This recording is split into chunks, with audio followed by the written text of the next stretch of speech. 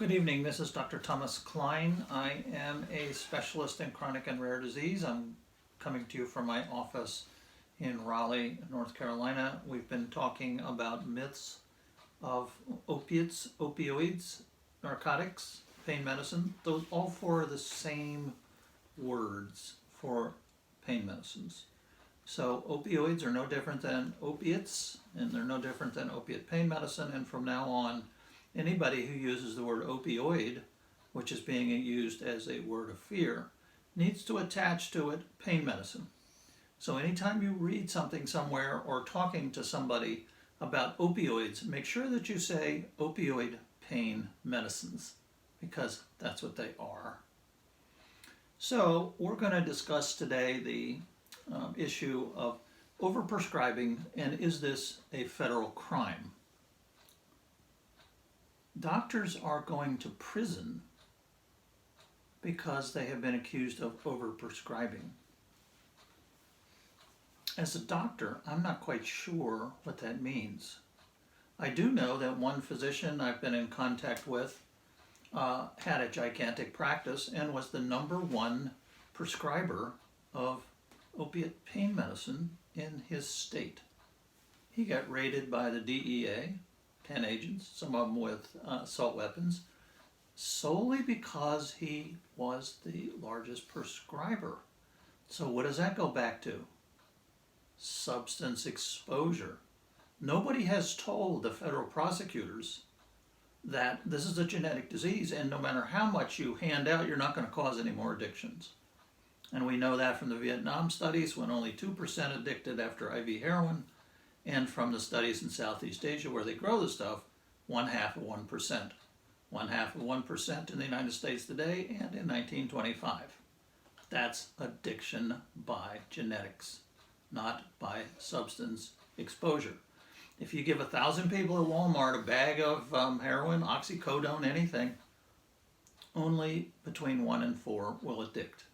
90% of addiction occurs in teenagers, 90%. We have a high school here in Raleigh with 1,000 students, and guess how many died from overdose? 4. So if 90% of the 4 occur in high school, you only left 1 person in 1,000 with the genes that can be addicted. And as we've talked, you can simply take care of that by saying, you ever had an opiate before? If you've had, you're fine. If you haven't, you have a 1 in 1,000 chance.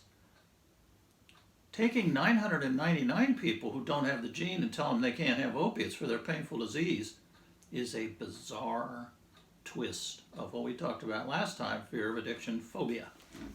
So, is overprescribing a federal crime? No, I don't even know what it means. The one fellow who prescribed to the whole state, is he a criminal? Is prescribing high doses, is that criminal act? No, we're doctors. We prescribe what is needed. There is no dosage limit for opiates. You can use 1,000 milligrams a day or 10 milligrams a day. It doesn't matter as long as you're not getting side effects, which oddly doesn't occur. So what is the law? I've searched the laws and I can't find the word overprescribing anywhere. As a matter of fact, the law that doctors are prosecuted under is the same law that El Chapo was prosecuted under. It's U.S. This is how you look it up. USC means that's a federal law. That's the chapter, and that's the section. So if you plug those numbers, 21 USC 841, you will get the law that I have right here. Here's what the law says. Unlawful acts, as authorized by this subchapter, shall make it unlawful for any person knowingly or intentionally manufacturing, distributing, or dispensing controlled substance. That's it. That's the law. So if a doctor is sent to prison for this law, you have to prove that the doctor was knowingly or intentionally. So what this law means is somebody who's selling the drugs for a profit. Doctors have been known to do that. Very small percentage, but there's a small percentage of politicians, prosecutors, lawyers, dentists who sell drugs. You get a lot of money. It's a huge markup.